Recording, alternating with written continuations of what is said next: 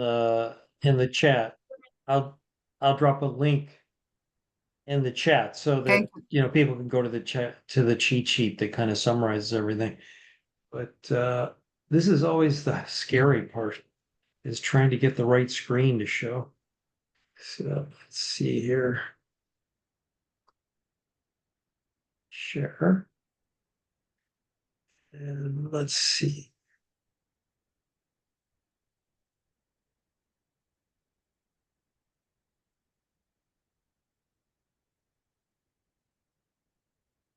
These. Okay. So now you should see a white screen with the date on it. Is that what you guys see?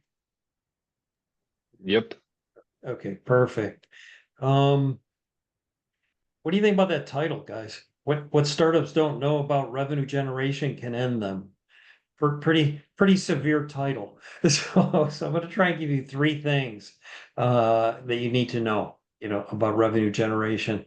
First of all, I have a warning. It contains images and themes that may be disturbing to some people, just so you know. So first of all, building a company takes a lot of time, effort, and money. It's more than you can imagine. I think at this point in Founders Institute, you're getting the concept that it's going to take a lot of work, to get this done. So, uh, but the real cost of failure is higher than you think. It's your time, your money, your personal energy, your credibility, your identity. And most early stage companies fail. I'm sure you've heard that, but many of them, well, most of them, because they can't solve this revenue puzzle. What if there were four things you could do to improve your revenue model, four things that could protect your startup against failure? And that's what this presentation is about. Um, Let's see. First of all, you need to know what your business really does and how you will make money. It sounds kind of greedy, but it's not. It's survival. You need to know how you're going to make money. I've had a few mentoring sessions over the last week, and that's pretty much what I focused on: is who's your customer? Do they have the money to pay you? And of course, do they want your product? And those are important key things to identify. So we all have to agree that nothing's more important than revenues. They're your lifeblood, your key to survival, and they profoundly define your valuation. And that's another thing that's important to know, is that that you have a slick logo and a great team is part of it, but your valuation is going to be very tied to your revenues, especially in an early stage company. Um, and revenues are your reason to exist. First of all, like one of the questions I ask in mentoring sessions is, do you have a rich uncle? It sounds like an odd question, but sometimes people aren't really in business to make money. They have a rich uncle that's supporting the company, so they don't have to worry about revenue. So that's an important thing. If you have a rich uncle, great, then you have a different business model. But I think most people don't have a rich uncle supporting their business. So you got to have revenues. You got to design for revenues and profits from day one. It's got to be, one of the key things that you design for. It takes as much time to, building your revenue models, building your product or service. You need to prototype it, test it, prove it, and pivot it as needed. A mentoring session I had today, were the individuals, were the users going to pay for it, or was some other sponsor, some other company going to pay for it? You need to decide that, because the way you build your web page, the way you do your promotion and everything is totally different. And a company without revenues is a waste of time. Again, if you are in a situation where you're not making any revenues, you could just as easily go sit on a beach somewhere. So you don't need to start a company to make no revenues. But this is one of my favorites. Second, be ready to survive for the first 90 days with no revenues. I looked at this slide earlier and I thought 90 days, that's optimistic. Okay. Maybe be ready to survive for the first year with no revenues or very low revenues.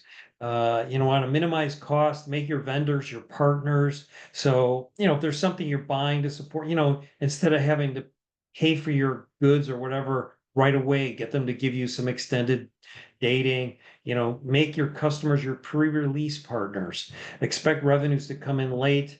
Unless you're doing some kind of thing that bills by credit card, if you're going to send somebody a bill for your services, it's not going to be paid in 30 days. It's going to be longer.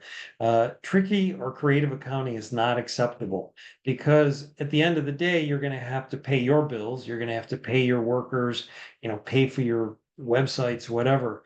And so creative accounting, it just doesn't work. And when you go to sell your company in the end, or when you want to raise money, this tricky accounting is gonna show. It's gonna be very obvious what you did, and it's not a good thing. So know what revenues really look like. Revenues look like money coming into your company checking account. That's what they look like. Distractions. You got to know what distractions look like and call them out.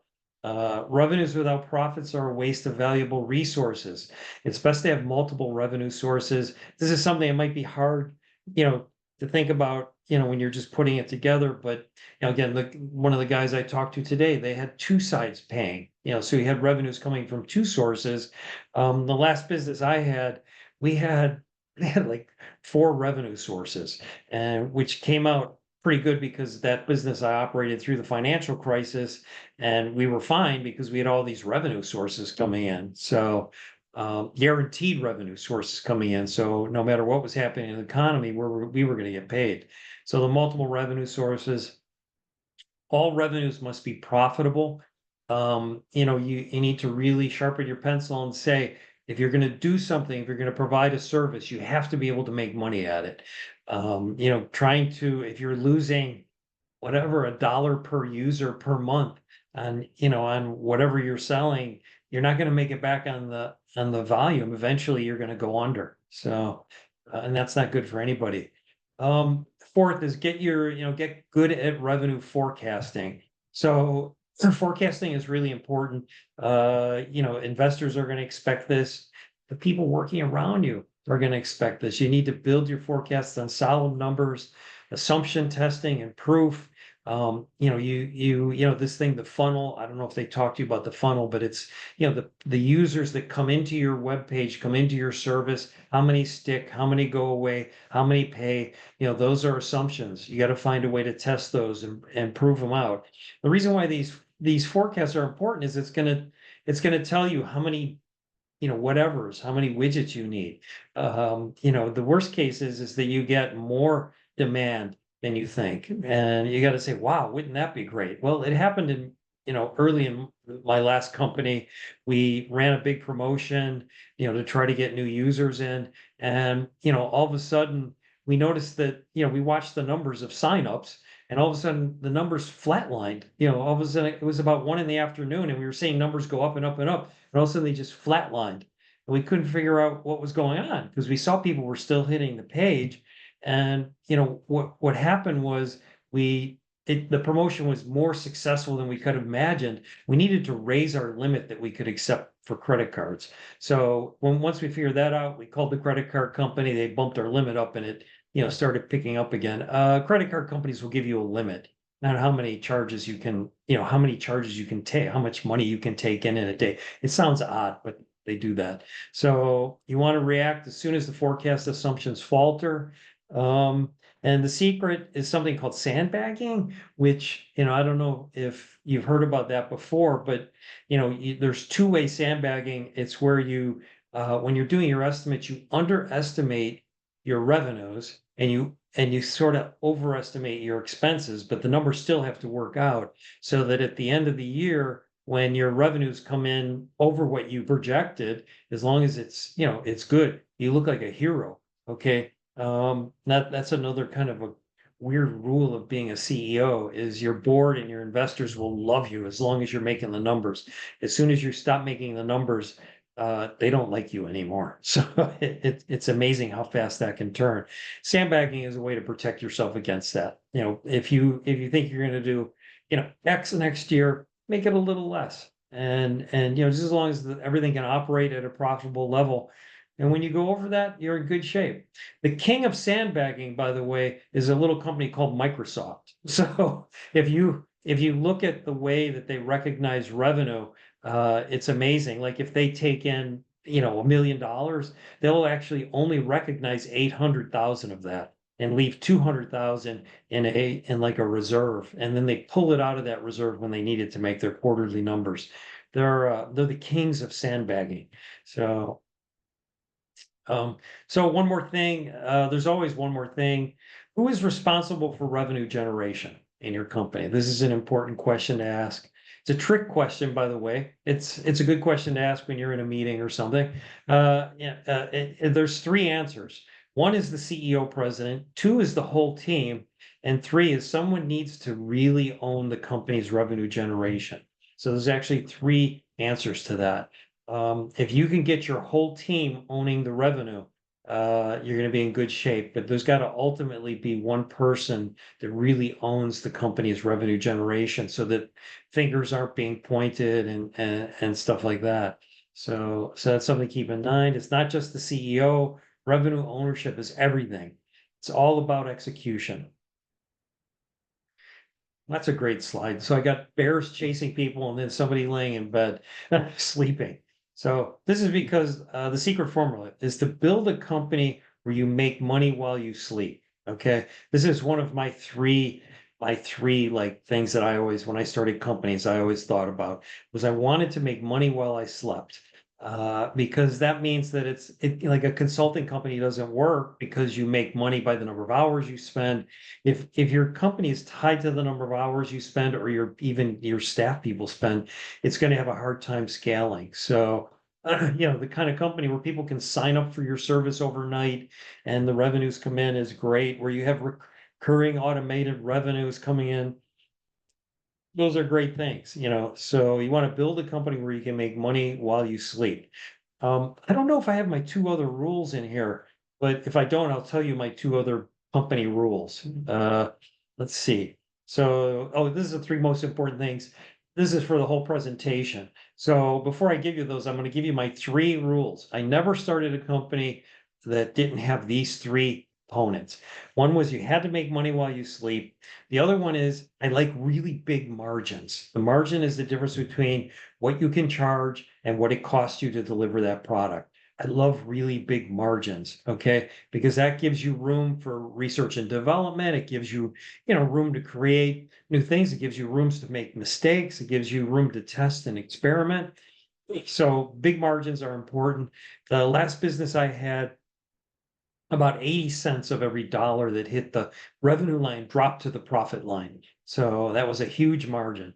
That was one of my goals with that business, was to have a huge margin. So huge margin, make money while you sleep. And the third one is that you have to have a moat, something that keeps the competitors and keeps people out of your business. Because as soon as people come into your business, that's when the margins start to erode. All of a sudden you have competitors, they compete on price, users are confused. So try to make sure you have a moat of some type. So, examples of moats are some technology that nobody else has. Okay, and really that nobody else has and they can't take from you. Some interesting technology. Another one is a patent, something like that, where you have some kind of intellectual property protection. The first business I had, our moat was that we owned distribution. Okay, we were selling physical products, and it was really difficult for anybody else to get their physical products into that distribution chain. Every year we would go to a trade show, and what would happen is somebody would be introducing, it would be this big new company that was VC financed. And, we would see they'd have these incredible products and everything. But guess what? They didn't have distribution. So those products never made it into the market. That was our moat, and that worked. It was a good moat. So try to figure out what your moat is, because as soon as somebody else comes in, it's really tough. It's really tough business. And that also speaks to, like, if you have an idea, a product idea that was a great idea last year, that it's probably going to be something somebody is already doing. But if it's going to be a great idea for next year, then there probably won't be too many people doing that. So anyway, those are my three things I always look for. Golden rules. Those three things. If you don't have those, you're going to run into trouble. But anyhow, back to this presentation. So three most important things from this presentation. Take the time to design your company's revenue streams, prototype them, test them, improve them. That's kind of like the funnel. I'm sure they're going to talk about the funnel, the way customers come in, new customers come in, how many actually stick, how you get revenue from them. Size your estimated expenses correctly to your expected revenues, be safe, build in a contingency. This is something that can sink your company fast. If you assume you're going to have this huge revenue next year, so that you need to build this out, you need to get more desks, whatever, hire more people, but you're wrong, then your company is done. So you have to be sure you estimate your expenses correctly. And somebody in the company has to own the revenue generation responsibility. It's got to be one person responsible. Everybody pitches in to help. One person has to be responsible. And that's, kind of this. I've been doing this presentation for years. I've been running companies for almost 40 years. And now I notice this new title starts coming out, Chief Revenue Officer, is coming out. That's kind of an interesting title you'll see in some companies, and you need somebody who owns this. So let's see here. Best startup company quote ever: don't lose money. Just on that one for a moment, I may have mentioned this last time, but they did this academic study of, I don't know, maybe 15,000 companies, and they had companies, they put them in two buckets. They had one bucket were the companies that were really growing, that had a lot of growth, revenue growth. Okay. And then the other bucket, they had companies that were profitable, they were making money. And at the end of the day, the ones that were profitable always survived. Okay. The growth ones, most of them disappeared. So you got to really focus on profits. No investor will complain that you're making too much profits. Design your revenue stream right, prototype it, test it, pivot it, prove it. And let's see, one more thing. This revenue cheat sheet. It's a 3-pager. I'll put the link in the chat so you can grab it and take a look. Everything I talked about is summarized in this cheat sheet. So that's my presentation. Great. Thank you so much, Victor. Are there any questions? Okay, George, I expected this hand, okay? Please let them give space to somebody else first. No, of course, but George, start with the questions. Okay, thank you. So I'm in a bit of like a conflict, like what to do. Of course, we are here to then clarify the situation. Victor, what you presented to us, right? Sandbagging, right? Overestimate expenses a bit, then underestimate the revenues a bit, and then you find that reserve, or in that sense, like, but where is the upper point? Because of the given that I will now present what I've heard.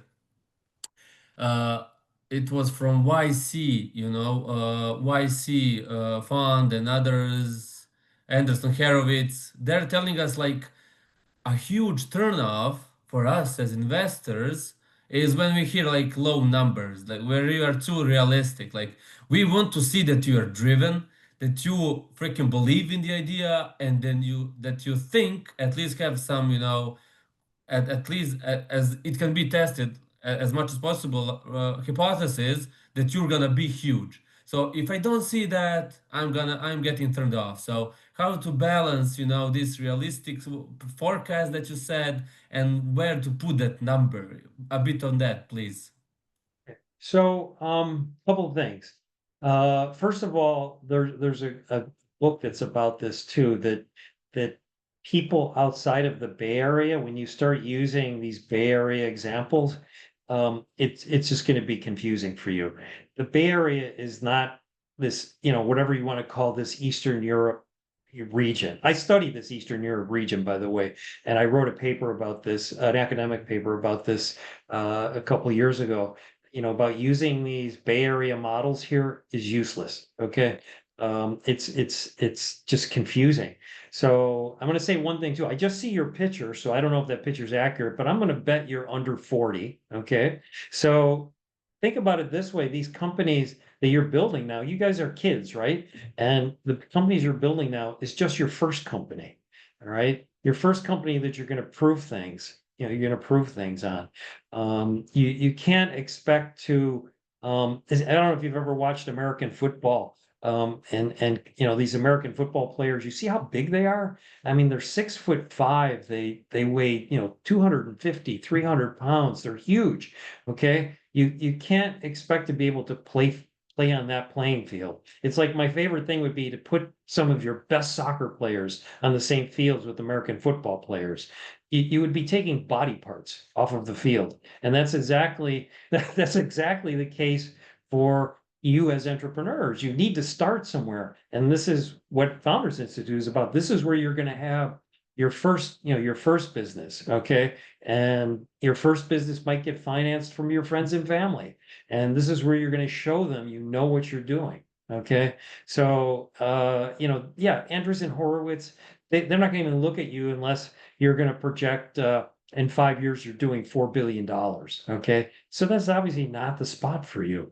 But the experiences you have building this first company and making it a profitable company, maybe getting a nice exit, right, off of it, that's what's going to move you into the next stage. I'm going to tell you a dirty secret too about these VC companies, the big VC companies. When you see those big raises by maybe younger investors, there's a reason for that too. If you look close at where the money came from, probably those younger investors, or not investors, younger entrepreneurs probably already had a startup and they came away with some money. They're putting their own money into that business too. So if the VC is putting in, say 25 million, then the investors are putting in, the entrepreneurs are probably putting in 5 million of that. So they're risking their own money and that's how they get more money. So that's like a secret. The other thing, so my son, I just was talking to my son before this. He was in New York City because they're celebrating. They got a $260 million raise. Okay. They've just closed a $260 million raise for their company. But then you look at the people inside that company and you get it. Okay. So some of those people in that company were from a little company called UiPath. Okay. I don't know if anybody heard of that. It's a Romanian company that did very well, did a nice IPO. And so people were investing their own money. My son was from UiPath. And they were investing their own money in it. And that's one of the ways you get, investors interested. So I think if you concentrate on making this business that you're developing within FI to be your first business, I'm assuming it's your first businesses, Yeah. and to make it a profitable business and you're going to learn the ropes here, I think you're going to be okay.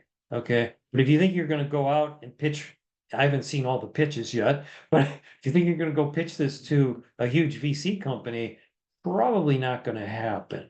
And the other thing is if you can't get your friends and family to invest in you, there's no way you're going to get strangers to invest in you. So that's the other harsh fact there.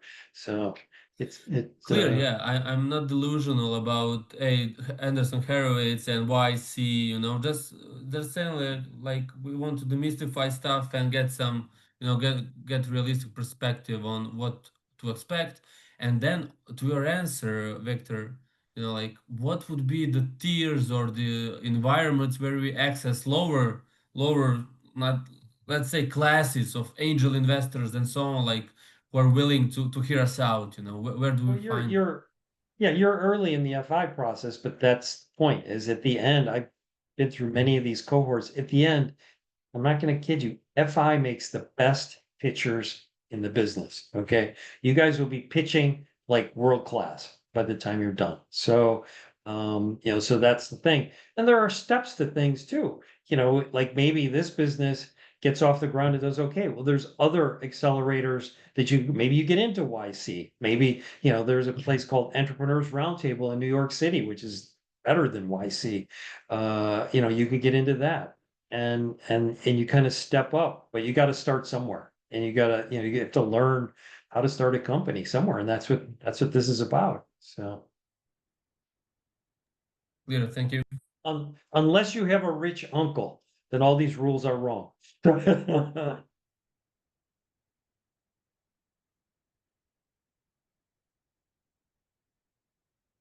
More questions. Yeah. Do you have more questions? I see somebody has a hand raised there. Yes, I did. Uh, my name is Voya, and I want to apologize first because I was late to the presentation. I was admitted late to the whole program, so I joined kind of. I have a lot of backlog to do. Uh, I had a question when it comes to IP and when it comes to revenue models. Uh, we are in the process of developing an MVP of a hardware product, which is a very specific product in terms of that it is a specific technology that does not have a similar one on the market. It solves a very specific problem. However, it is a hardware, so I'm finding it difficult to find interested people in investing in a hardware, especially when it comes to home appliances or something connected to home appliances, microelectronics and stuff. Uh, that is one question. Is the trend completely focused on AI currently, or there are possibilities currently where hardware invested products can be that are patented can be invested in? That's the first question. Yeah, so you mentioned AI, right? And a lot of companies are kind of spouting about AI. If you're working on an AI forward product where AI is your competitive edge, you're too late. Okay. No, You know, it's not AI I'm at all. just I'm saying this for the group. Okay. If you look at my LinkedIn profile, you're going to see that I have 7 AI patents. Okay.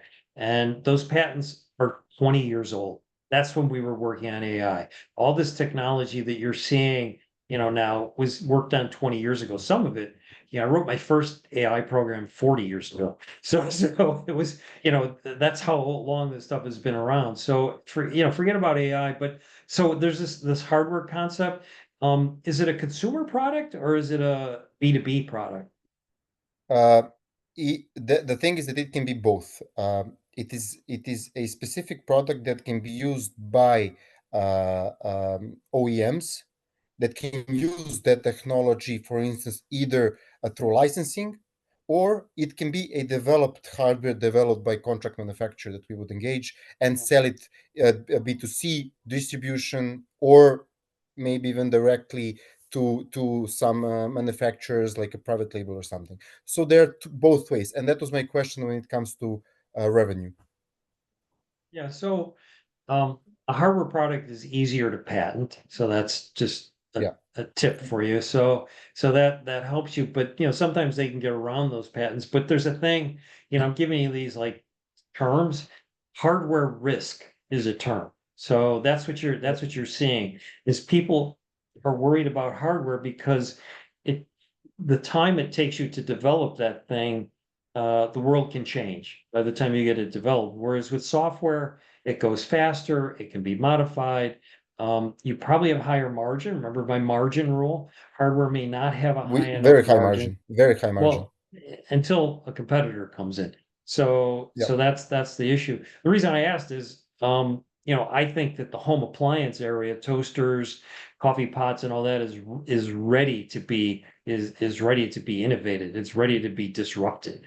That's why I asked you about that. Is it okay So if I say? Is it okay if I say what is it? Or I'm fine. I don't care. So yeah, you were the one keeping the so? secret. Yeah. I mean, I wasn't sure how open should I be and that stuff. Yeah. Uh, Basically, the product itself is an automatic switch that protects you, that gives you a guaranteed protection against electric shocks in electric water heaters. So there is a lot of still casualties and issues that where basically death occurs uh, because of the electrocution through water heaters. The percentage is low, but the problem exists and is ignored. Right. The issue Um, is not. Yep. Yeah, it sounds good. It's kind of something like a fire extinguisher in a way. It's not a. I It is literally an automatic switch that basically detects electric leakage in a microsecond and prevents casualties. Yeah, no, I got it. But so the problem is that you're gonna have to sell this to the water heater manufacturer. And the first thing they're gonna do is you're gonna come in and you're gonna pitch this to a hot water heater manufacturer. There's gonna be a guy in the back of the room that's their engineer. First question they're gonna ask him when you leave is, what's it gonna cost us to make this? So, and that's why if you have some unique way you're doing this, it's important that you have a patent. Yeah, And of that's course, gonna be your, IP protected. Yeah. yeah. And you're not gonna have to worry about ever making this. It's just, you're gonna be the guy who invents it, patents it, and then you go out and sell it. Although, there's a movie you need to see. It's about the guy that, I don't know, you drive a car, you know how the windshield wipers go back and forth? Yep. So back in the 60s, they just had one speed. Okay. And now you know how there's like variable speeds and all that. Did you hear about this movie?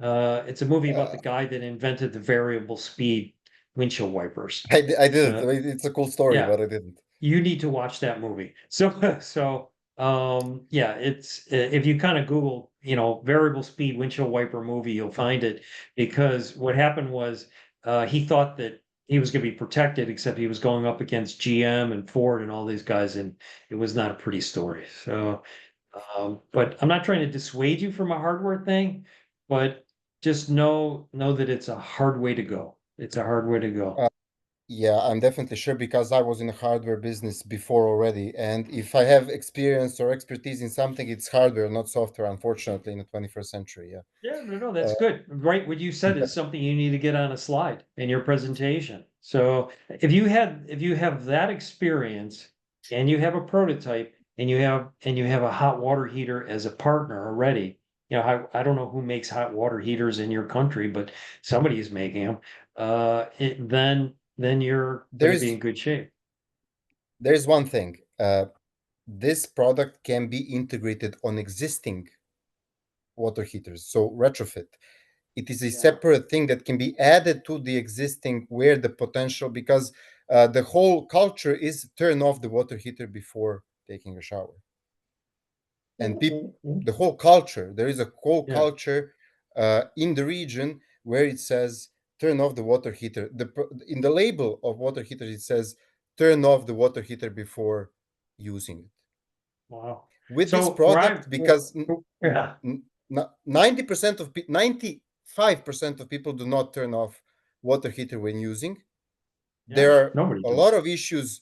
There are a lot of issues with grounding. There are a lot of issues with pipes that were installed and changed.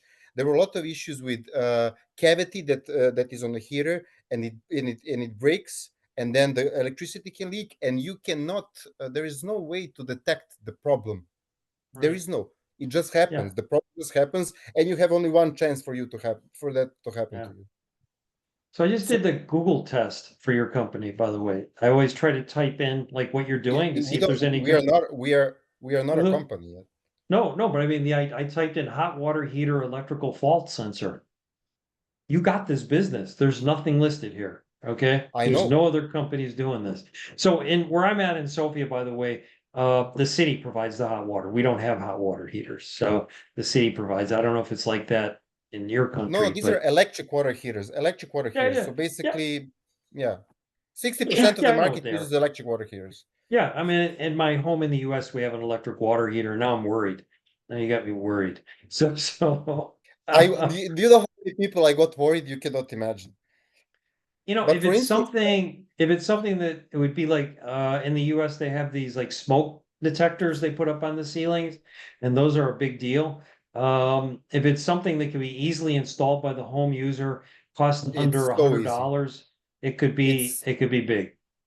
it's $70, and you can integrate it on your own in 15 minutes. Yeah, it sounds like you might have something, but you got to get it patented before you show it around too much. Okay. We already have a patent in Serbia, but of course it Yeah, is very that's Serbian patent is expensive. good, but not great. I know, but I'm looking for, Yeah. So in the US to get a provisional patent that costs under $5,000, it'll give you a yeah. year with it before you can jump on it and that. So yeah, I Eh, mean, good luck. It sounds like eh, something that could work. Yeah, the question that I had, I'm sorry that I'm annoying, but I joined late. uh, uh, was actually that once we develop the product and we will have our product like hardware product that we are gonna make a first batch or something that is going to be certified, that is going to be IP protected locally for the moment and stuff. Uh, we are in already in a B2C business as well, because we are going to kind of provide those to the customers and create a buzz. And my idea is to create a buzz first around it through some kind of fear-based marketing. I don't want to call it fear-based marketing, but it is awareness marketing, let's say. Right. After that, my idea was, so after I have some traction and see how people react, there are some platforms now which connect handyman with homeowners, and they want to work with us strategically.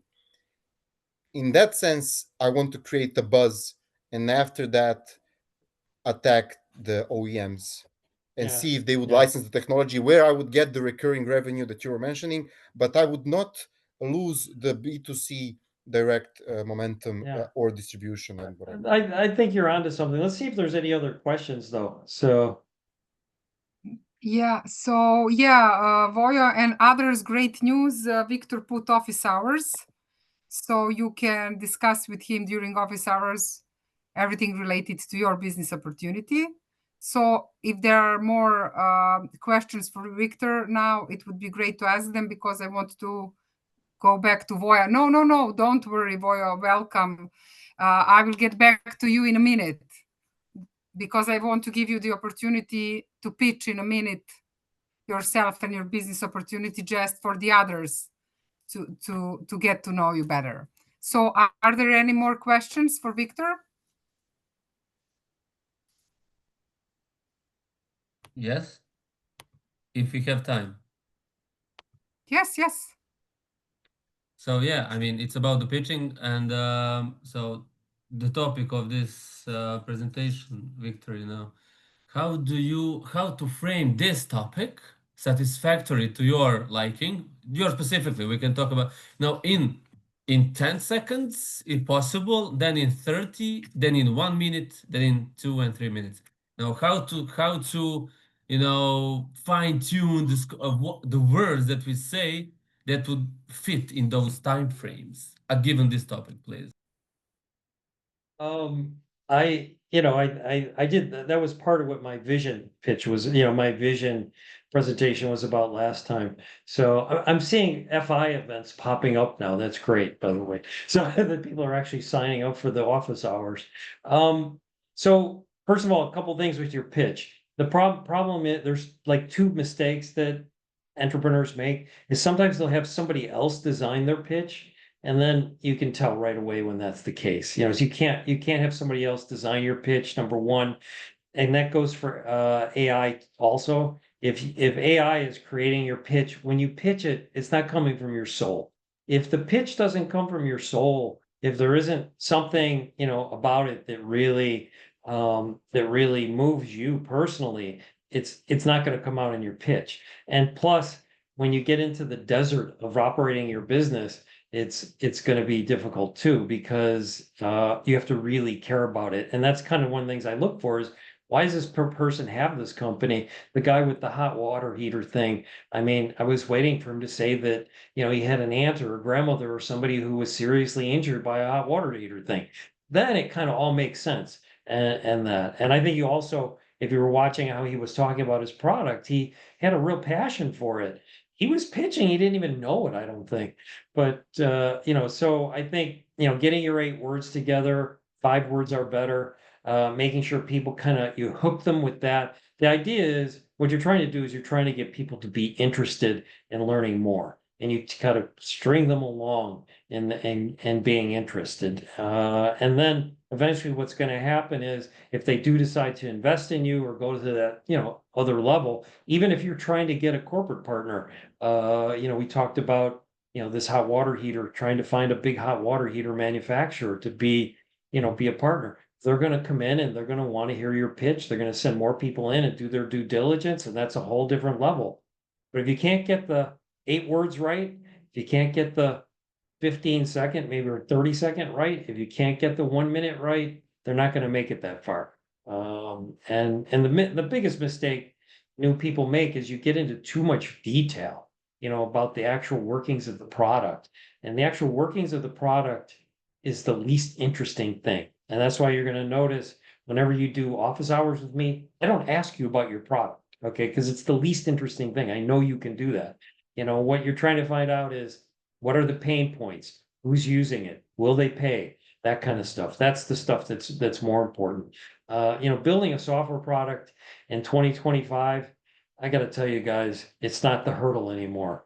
So, I mean, if you have a concept, you can get it designed and programmed out by somebody else, by even an AI can program it.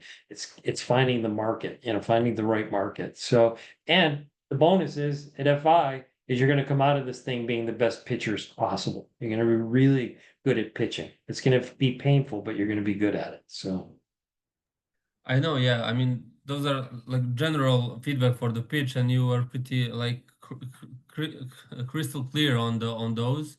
But on this topic about revenue stream, so how would I, or shouldn't I, at all like hint on a revenue model in 8 words, in 15 seconds, in 1 minute, and how? In that sense. the revenue model comes later, comes later in the pitching. It comes in when you do your deck at the end. That's where Mm. you'll have in there, and you'll have a slide that shows it's not just the hockey stick thing. It shows, hey, this thing cost me X dollars to produce. I can get Y dollars for it. I can prove that I can get Y dollars for it. And this is what I need to break even, how many users I need to break even. That's the stuff that's going to be in a slide later.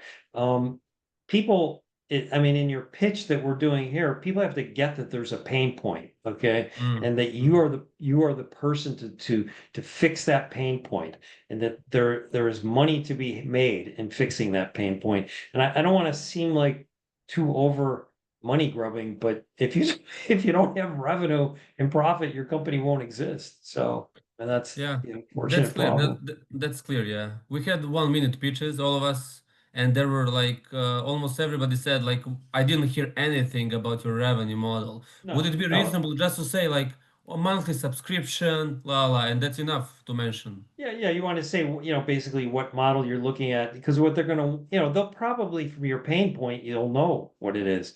But as long and hey, if anybody here has a social enterprise, there's nothing wrong with that. If you're doing a nonprofit, as long as you have some way, some donors that'll support it and stuff like that. I mean, social enterprises operate just like regular enterprises. I remember I saw this lady who had a social enterprise. She was making blue jeans in Vietnam, women's jeans in Vietnam, very beautiful jeans.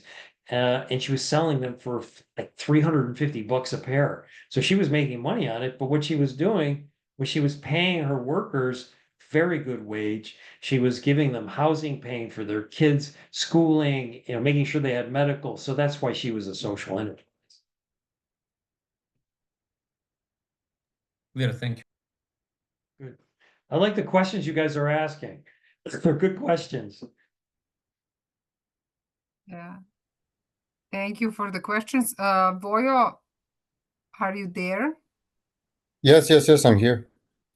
Yeah, I just wanted to ask you before we proceed, because today you will have the opportunity just to present yourself in a minute and your business opportunity, and then you will listen to other founders pitching and see how they are pitching and how we give feedback and scores on their pitching.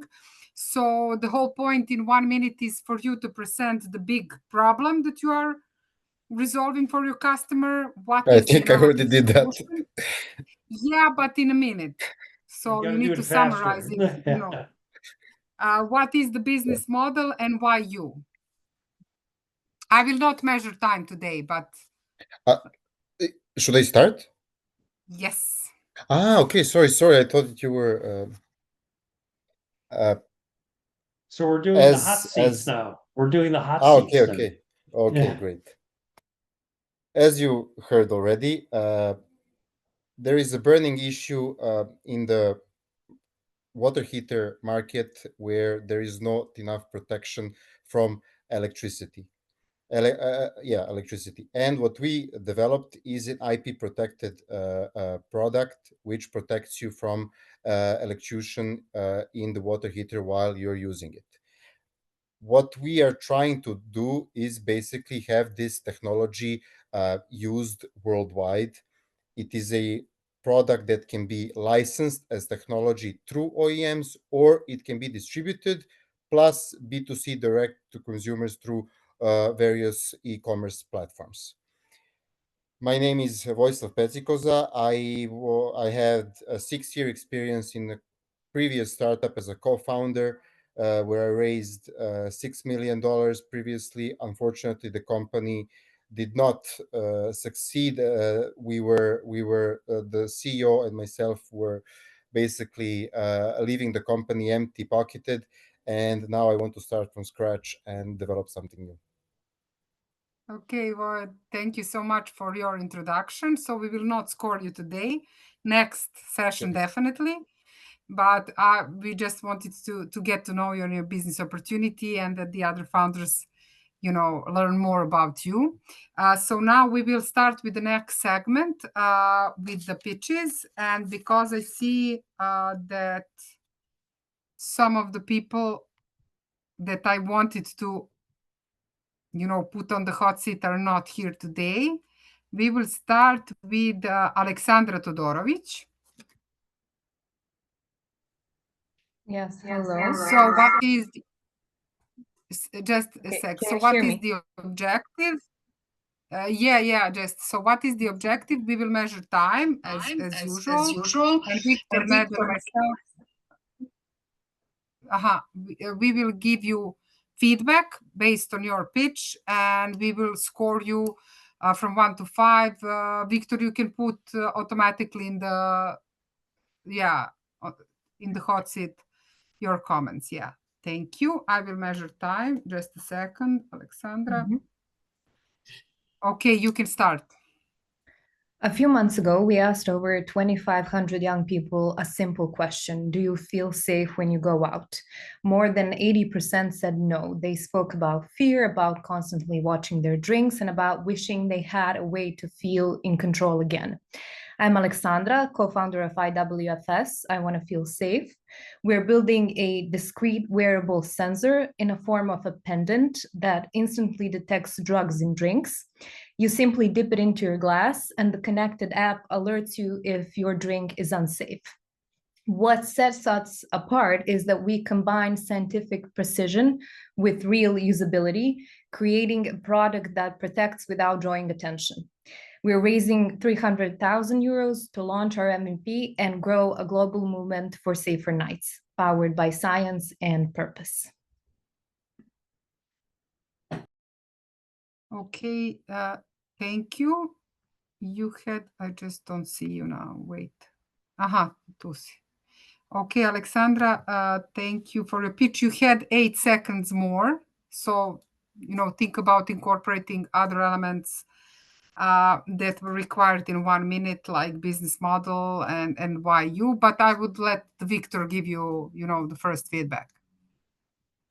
Thank you.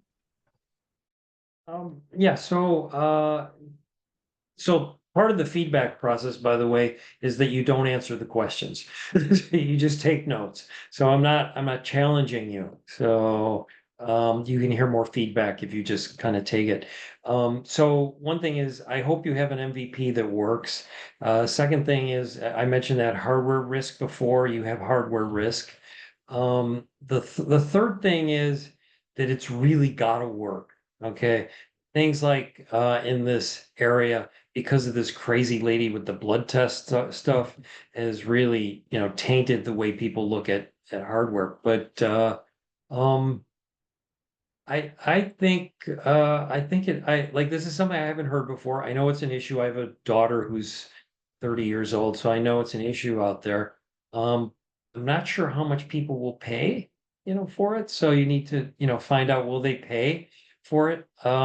I would suggest that you do it on a subscription, that they pay monthly and they get a new one. Like like how, they basically get a new one every month. They send one in, they get a new one, kind of thing, that kind of stuff. I'm assuming once you use it, it's done too, that you can't, it won't sense anymore, but I haven't seen this one before. So that's a good thing. So I'm gonna give it a 2. Can I add something? So, because I talked with your co-founder few days before, I think it is really important also to mention revenue model or business model, as Tamar already mentioned. I think you have more time also to mention that you are developing IP. So you'll have something which is proprietary. For this kind of product, it's really important to mention and try to, I think product is really usable, definitely, and you need to I don't know, maybe mention what is your go-to-market route, because we didn't you started very well, and then we actually received less and less information how during the pitch. So I think you are doing good, just add additional elements. As Tamara already said, you have few extra seconds, and in those few extra seconds you can tell a lot. So this is just my few seconds. Yeah, as I already said, business model, and if I know minute is not so long, but you didn't use all the minute, and when you started, it was like, this is great, keep it up, and then, as Ned said, you gave less and less, information that we are requiring for 1 minute pitch. So definitely business model. I don't know what can fit. Why your team, why you are the ones who are resolving this, because there are different solutions to this type of issue, from covers for the cups or something like that. So why is this special? Something like that. And even if it's in prototype phase, or as Victor said, does it work? And time to market would be also great if it's early on in the process of development. So you can combine different and test out different, how to say, scripts for 1 minute to see what resonates better with the audience, with the mentors, for example, and see what type of information will give better response in 1 minute. But certainly, I'm really looking forward to this being on the market as a mother of 3 girls. So yeah, I would give you 2 just to push you, because I see that you have a great potential. You're solving really relevant problem, but you can present it better. I see it from you. So yeah.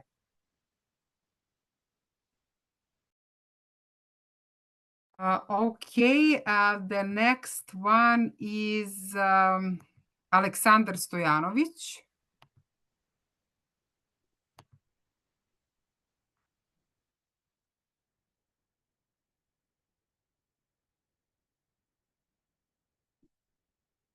Is he here?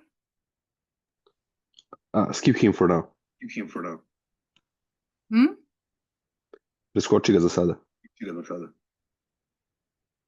I was sure that I saw him, but if he's not here at the moment, then Alexander Čirić. Hello. So I'm starting. I hope you can hear me. I had some computer problems. Great. So imagine needing to repair a damaged coating on an aircraft component. Today, MRO sends it to a specialist facility, waiting weeks and spending thousands. Companies waste billions annually on this inefficiency while generating massive chemical waste through immersion-based methods.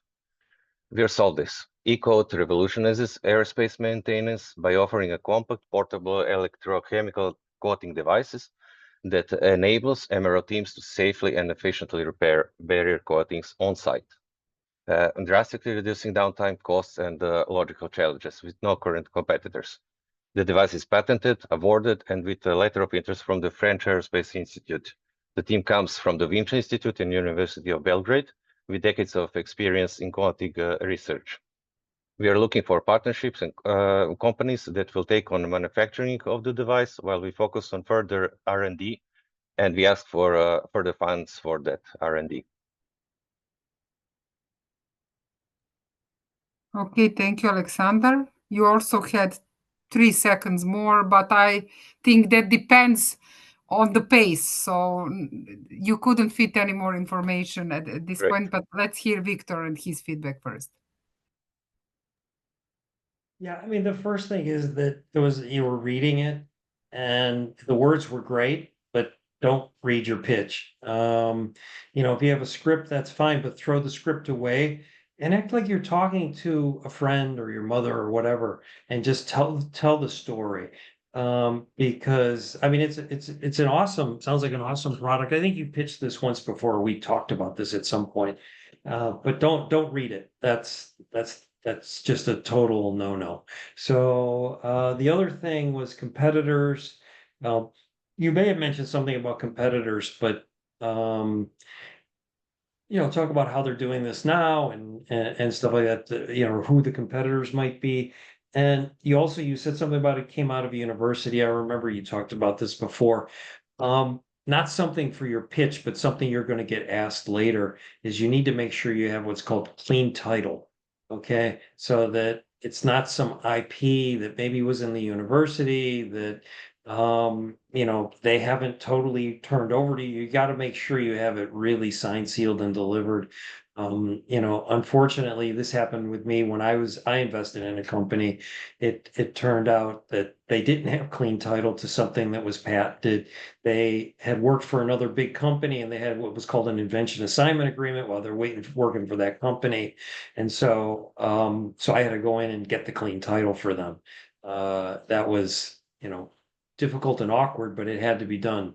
But investors, number one, they're going to want to see the clean title. Number two, you're going to do something called indemnifying. There's going to be an indemnification clause in your agreement. And so if it turns out that a year later, somebody from the university pops up and says, oh, he didn't have the rights to that, it's going to cost you dearly. So you got to make sure you have clean title when you have multiple entities involved.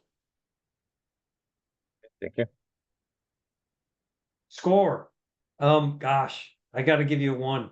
Nobody gets over a 1 if they read the pitch. So, Sorry. I mean, the product is nice and everything, but reading the pitch is a definite no-no. So, I think you also forgot to mention like how you make money. I think that's really important. If I heard all so. I just want to say that I think that Alexander, as a researcher, you're onto a great start. You started great. So just keep up the good work, And I know that this will, you will be better and better in pitching. And Victor is right. When you read, we cannot give you more than 1, which doesn't mean that during your next pitch, it will not be 4. The thing is, as Ned said, you didn't mention the business model.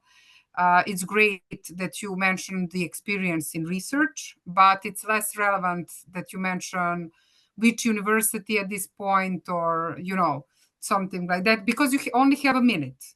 That's why. Yeah. And in my perspective, in a minute, you do not have to technically describe the solution, because majority of people do not understand what for coating for airplanes. It's more than enough for this 1 minute, and then they will think when you're talking about the size of the problem, and you started great with the issue, how they're losing money or something like that. It's great. You do not need to technically describe. I know that there are a lot more elements and data about the solution, but you just say innovative coating, and then they can focus on other elements of your business opportunity when you have only a minute. And again, you mentioned ask twice. First you said we are asking for partnerships, and then again said we are asking for funding, but you didn't say especially specifically for what or the amount. So do not put it there if you do not know how much money and specifically for what. so you can, you know, you Actually, I can think leave it for the. I think he mentioned research, which is again for me, no. You know, if you need money for research or development, and you're asking just for that, that's not something that somebody will be happy to hear at the beginning. You know, the Yeah, closing is not yeah, so good. You know, so maybe to you know to put in portions we need 50, but it's not for the actually 1 minute pitch. You know, to show how many on what you will spend money. So, but just don't say we need to fundraise just for the research. yeah, because you said it's patented if it's in early stage, prototype stage, maybe to say just for the, you know, like validation in real life, you know, or something. If you are in this stage, I will now not to discuss in which stage Yeah, you yeah. are, but if you are looking for, if you are in TRL 3 or 4 early on, that is something that investors expect you to get from grants, because you're really No, early technology, even if you're we're on patent MVP. pending. Yeah. So yeah, but good start. Good start. Thank you, Alexander.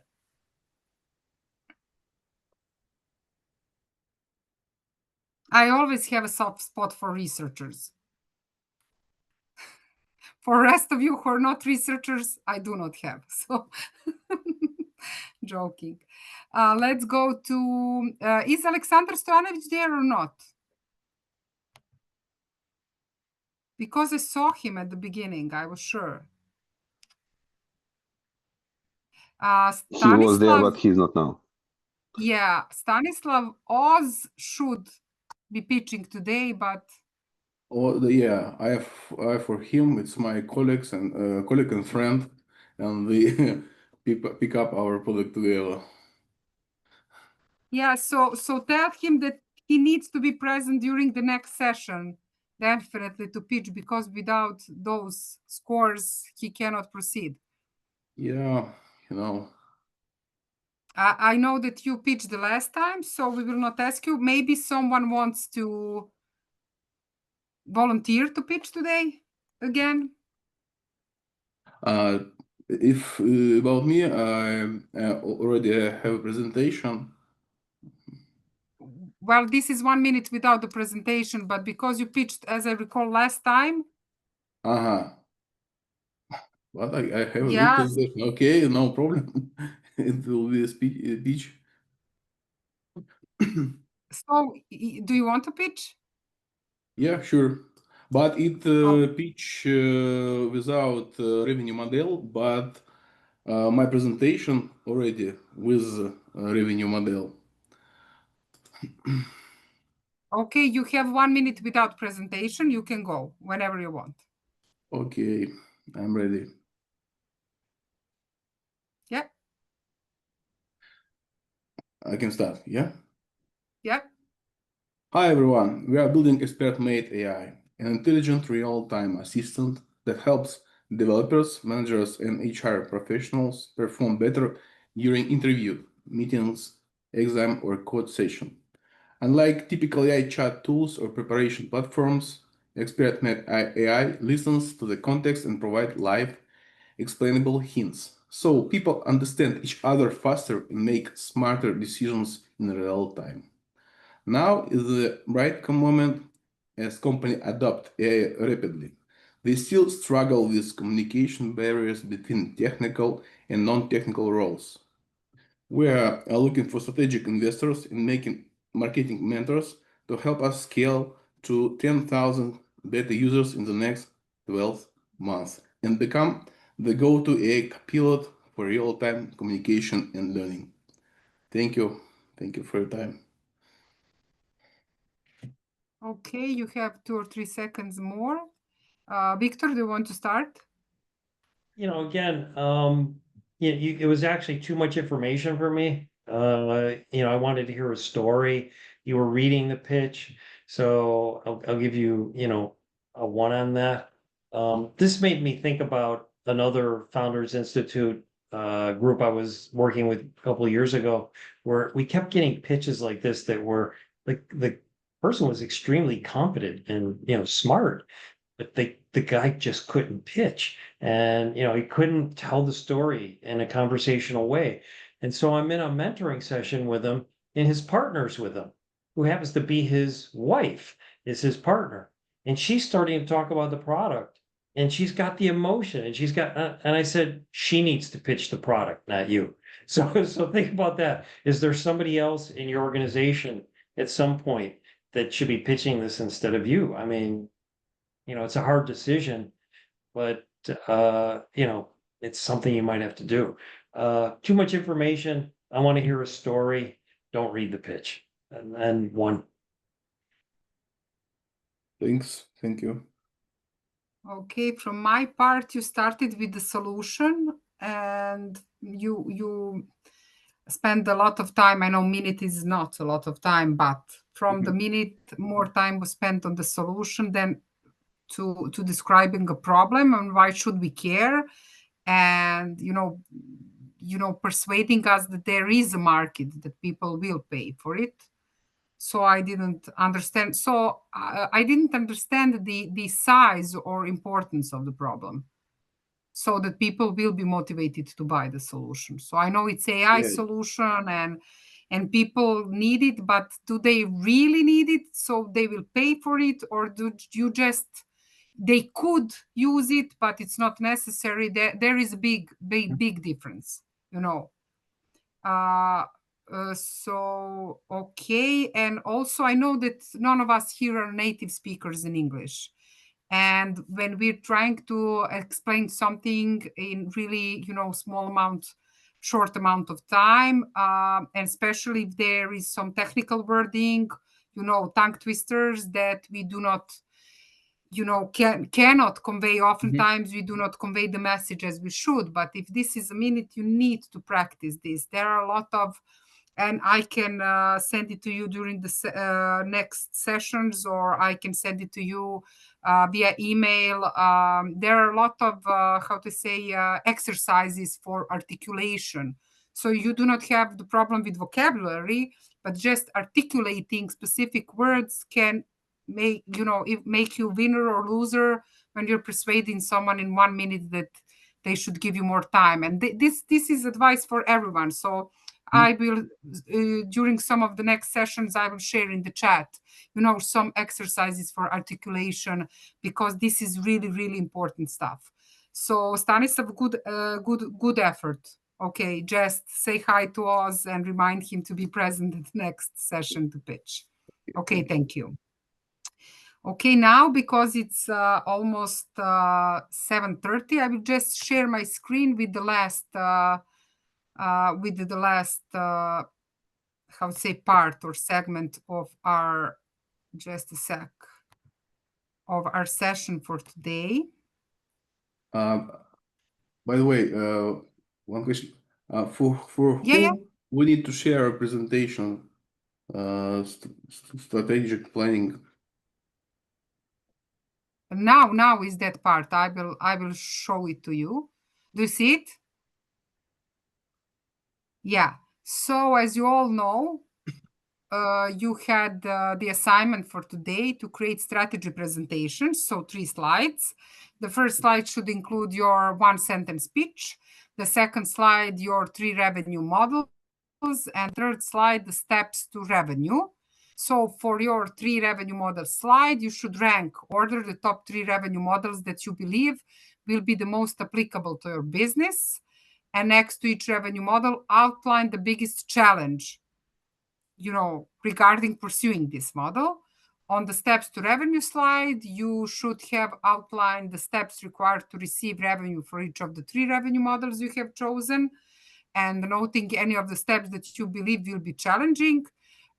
And you have 1 minute to pitch. So today you will be again divided into 3 breakout rooms. So one group will be with Victor, one with me, one with Ned. Each founder will have 1 minute to present this assignment and to get feedback. So we will have up to 30 minutes to finish this. So pay attention to time, that every founder has significant or enough time to present their presentation and get the feedback. So that's that. And Ned will now open the breakout rooms.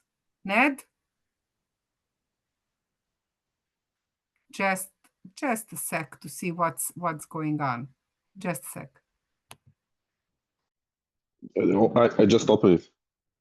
Tamara, otvorene su. Okay. Zbog tebe mora da...